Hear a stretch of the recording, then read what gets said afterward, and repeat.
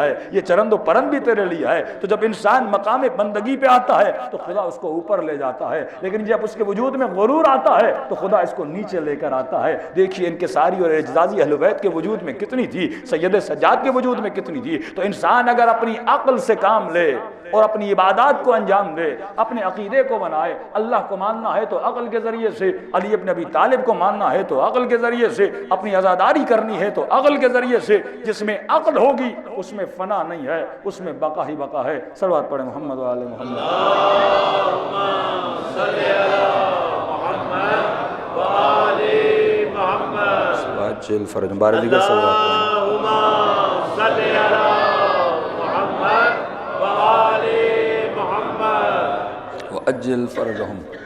ماشاءاللہ ماشاءاللہ، جزاک اللہ۔ حسین ابن علی، یہ جنگ عقل تھی کہ امام فرماتے ہیں جنود جہل اور جنود عقل ہیں، کچھ لشکر عقل کے ہیں، کچھ لشکر جہل کے ہیں۔ اکثر کانسیپٹ یہ ہے کہ جہل علم کے مقابلے میں ہے، لیکن معصوم کی تعبیر یہ نہیں، وہ فرماتے ہیں جہل عقل کے مقابلے میں۔ وہ جاہل نہیں جسے اے بی سی نہیں آتی، وہ جاہل نہیں جو پڑھا لکھا نہیں ہے۔ دنیا والے تو اسے جاہل کہتے ہیں، ان پڑھ کہتے ہیں۔ ایک ایسا بندہ ہو جسے لکھنا نہیں آتا، پڑھنا نہیں آتا، لیکن اہل بیت کی معرفت تو بہت ہے، تو اہل بیت اسے جاہل نہیں کہتے۔ اور ایک ایسا ڈاکٹر ہے جو بہت زیادہ پڑھا لکھا ہے لیکن سگریٹ بھی پی رہا ہے، تو آپ اسے کیا کہیں گے؟ جاہل کہیں گے یا بے عقل کہیں گے؟ بے عقل کہیں گے۔ علم تو ہے لیکن عقل نہیں ہے، تو جہل مقابل عقل ہے۔ تو کربلا وہ جنگ تھی، پڑھے لکھے تھے، قاضی شرح پڑھا لکھا تھا، ابن سعد معمولی نہیں تھا، بہت پڑھا لکھا تھا۔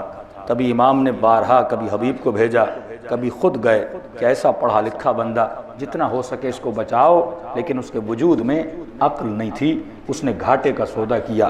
اہل بیت جب درس دیتے تھے سننے والے بہت ہوتے تھے، لیکن ان کی عقلوں پر پردے پڑتے تھے۔ اب یہ عقل کمزور کیوں ہوتی ہے یہ کل کی مجلس میں بتاؤں گا۔ وہ کون سے عوامل ہیں جو انسان کی عقل کو کمزور کر دیتے ہیں اور اس عقل کو زنگ لگ جاتا ہے، یہ اہل بیت کا ساتھ چھوڑ دیتی ہے۔ ہونا تو یہ چاہیے اگر کوئی سخی ہے اس کی ہر کوئی تعریف کرے، اہل بیت کی تعریف دشمنوں نے بھی کی۔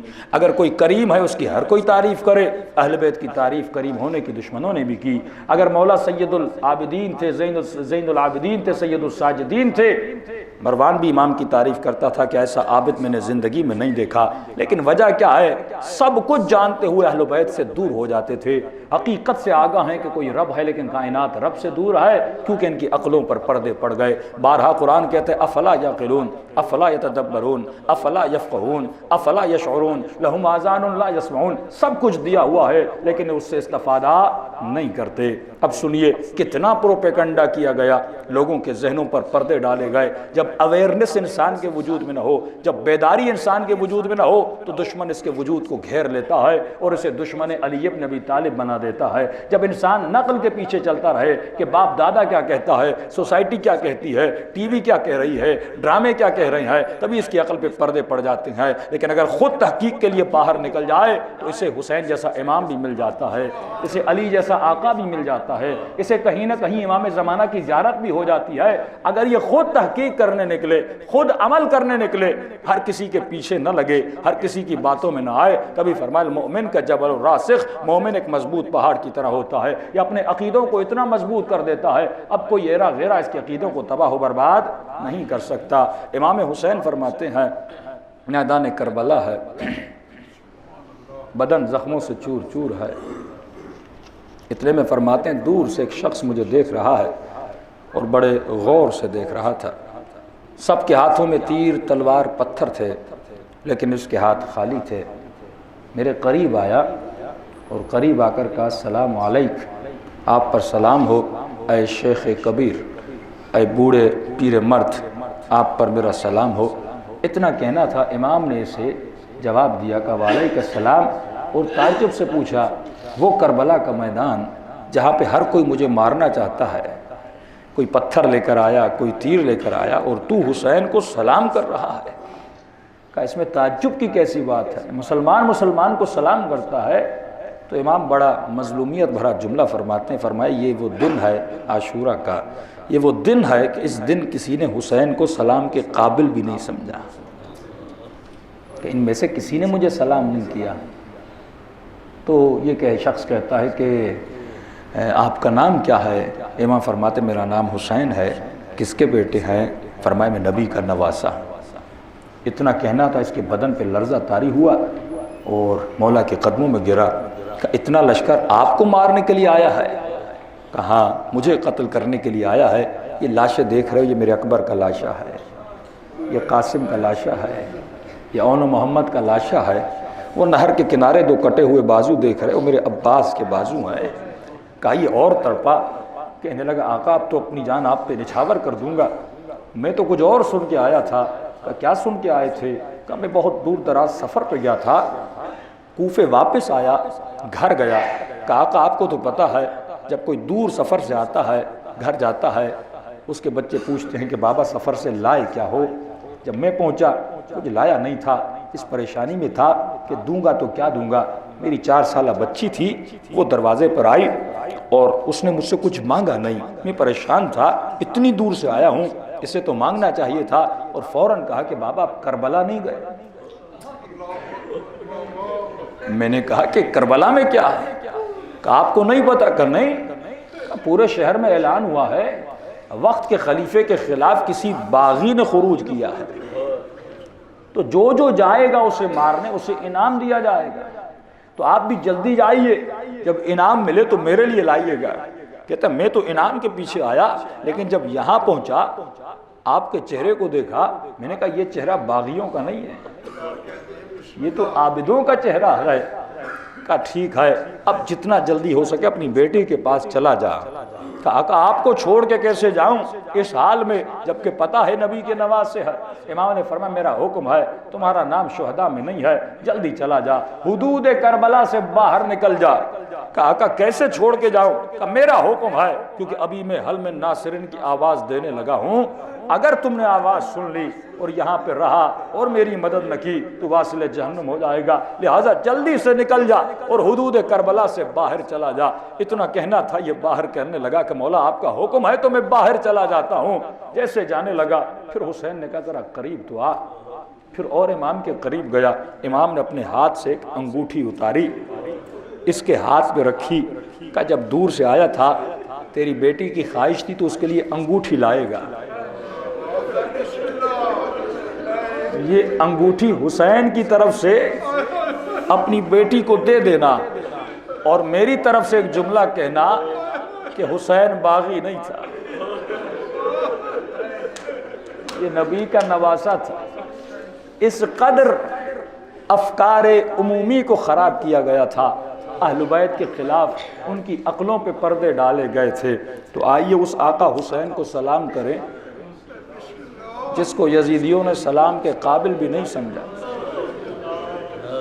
فرمایا ہر سلام جب آقا کو کیا کرو یہ تصور کر کے کیا کرو کہ تو سلام نہیں کر رہا، سیدہ زینب سلام کر رہی ہے، تو سلام نہیں کر رہا، یہ زین العابدین کے سلام ہے، امام زمانہ کے سلام ہے۔ اگر کسی کو سلام آتا بھی نہیں، حسین کا لفظ تو ہر مومن کو آتا ہے، کم از کم آخر میں حسین کا آواز بلند کر کے پکاریں تاکہ زبانیں بھی پاک و پاکیزہ ہو جائیں۔ السلام علی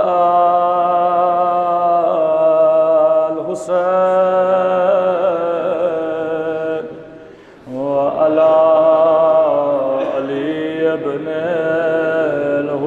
الحسین وعلی اولاد الحسین وعلی اصحاب الحسین۔ بلند آواز سے السلام علی الحسین وعلی علی ابن وعلی اولاد وعلی اصحاب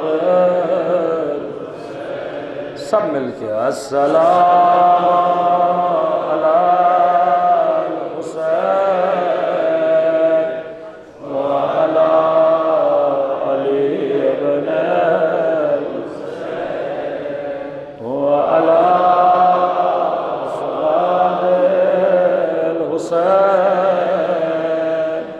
وعلی اصحاب میرا سلام ہو کربلا کی اس بی بی پہ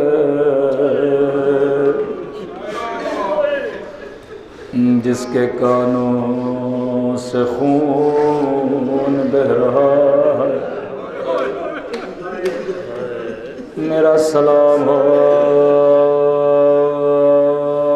ان بندھے ہوئے ہاتھوں پہ جن میں رسیاں بدی زیارت ناہیہ پڑھیے امام زمانہ کا نوحہ ہے ہر نوحہ خان کا نوحہ سنتے ہیں لیکن امام کا نوحہ مومن نہیں سنتا کس طرح اپنے دادا حسین کا نوحہ پڑھتے ہیں فرمایا میرا سلام ہو ان خشک ہونٹوں پہ جن پہ ظالم چھڑی مار رہا تھا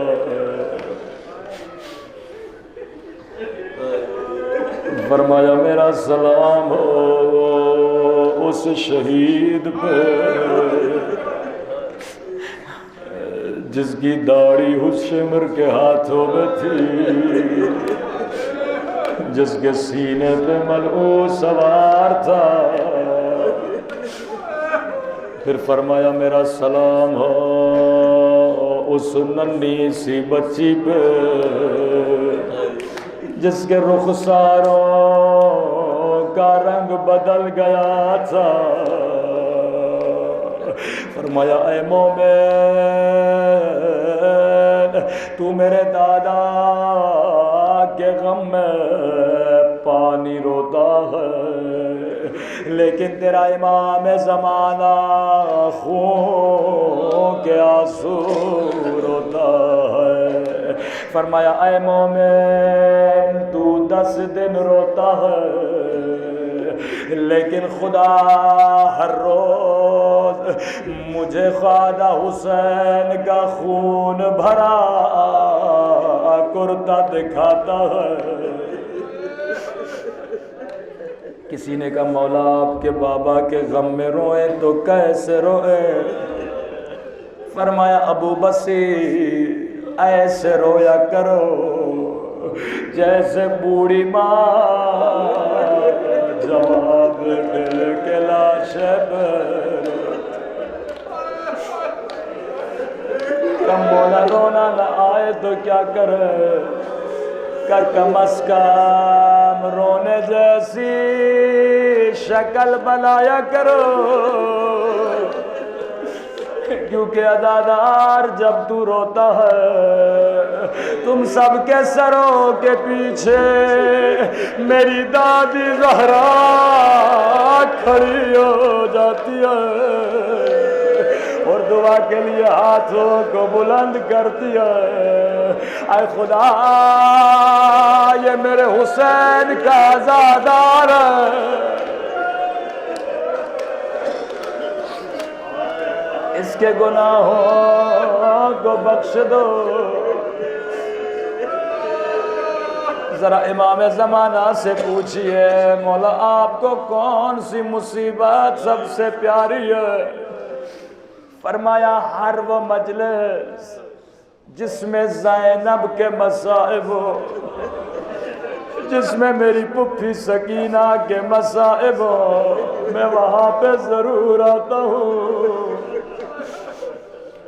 آج ایسی روایت پڑھوں کہ آپ سب کی دعا قبول ہو جائے یہ روایت میں بہت کم پڑھتا ہوں کیونکہ کمزور دل مومن برداشت نہیں کرتے چوتھے امام فرماتے ذاکر پڑھو تاکہ ہمارے شیعوں کو پتہ تو چلے ہمارے اوپر کیسی کیسی مصیبتیں آئی۔ سیدو مجھے معاف کرو۔ امام سجاد سے کسی نے پوچھا مولا سب سے زیادہ تکلیف کہاں ہوئی؟ امام سجاد نے بھی وہ مقام یاد کیا جو زیارت ناہیہ میں امام زمانہ نے یاد کیا۔ فرمایا جب ظالم ہونٹوں پہ چھڑی مار رہا تھا،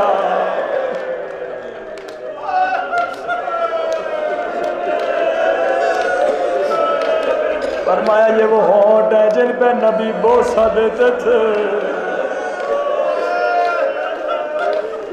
عجیب روایت ہے، کمزور دل مومن مجھے معاف کر دے کہ مولا دربار میں ایسا کیا ہوا؟ فرمایا میں کبھی نہیں بھولوں گا۔ فرمایا ایک رسی میں 18 گردنیں تھی۔ قدیمی مومنوں میں اشارہ کروں گا، سمجھنا آپ کا کام ہے۔ جب ایک رسی میں کئی لوگوں کو باندھا جائے، کسی کا قد بڑا ہوتا ہے، کسی کا قد چھوٹا ہوتا ہے۔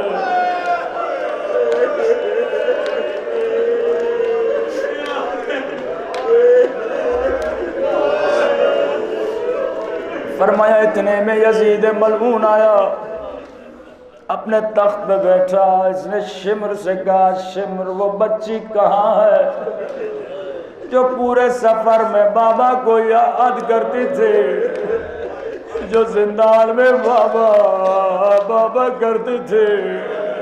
ملعون نے اشارہ کیا رسی میں بندھی ہوئی ننھی سی بچی کی طرح۔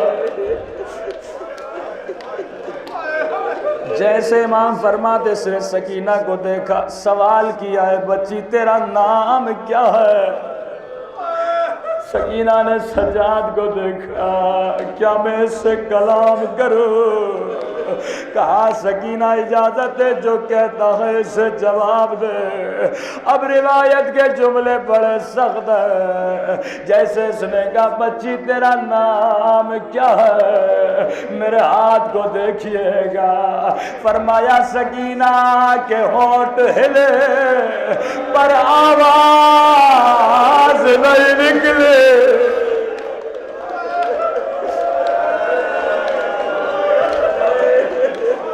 ملعون نے دوبارہ پوچھا اے بچی تیرا نام کیا ہے؟ فرمایا ہونٹ ہلے پر آواز نہیں نکلی۔ تیسری مرتبہ غصے میں پوچھا میں تجھ سے بات کر رہا ہوں، پھر ہونٹ ہلے پر آواز نہیں نکلی۔ اتنے میں امام سجاد نے فرمایا اے ملعون بچی کی آواز کیسے نکلے؟ رسی نے گلا باندھا ہوا ہے۔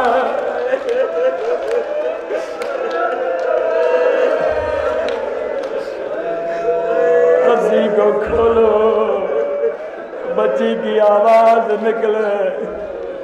فرمایا رسی کھولی گئی، بچی نے کلام کیا میرا نام سکینہ ہے۔ اب روایت بڑی سخت ہے۔ ملعون نے کہا بچی کیا تجھے بھوک لگی ہے؟ سکینہ نے کہا 3 دن سے کچھ بھی نہیں کھایا، 3 دن سے کچھ بھی نہیں پیا۔ یہاں ملعون نے اشارہ کیا میرے قریب آ، میں تجھے کھجور دوں گا۔ امام فرماتے ہیں سکینہ قریب گئے۔ اب ملعون نے وہ ظلم کیا جس کی مثال تاریخ میں نہیں ملتی۔ امام سجاد فرماتے اس نے حکم دیا تشت بلایا جائے۔ عرب تشت میں کھجوریں رکھتے تھے، تشت پہ کپڑا تھا، اس نے تشت بچی کو دیا۔ فرمایا جیسے بچی نے کپڑا ہٹایا کیا دیکھا؟ کٹی ہوئی گردن ہے، ایک مرتبہ گردن کو سینے سے لگایا، او میرے غریب الوطن بابا، او میرے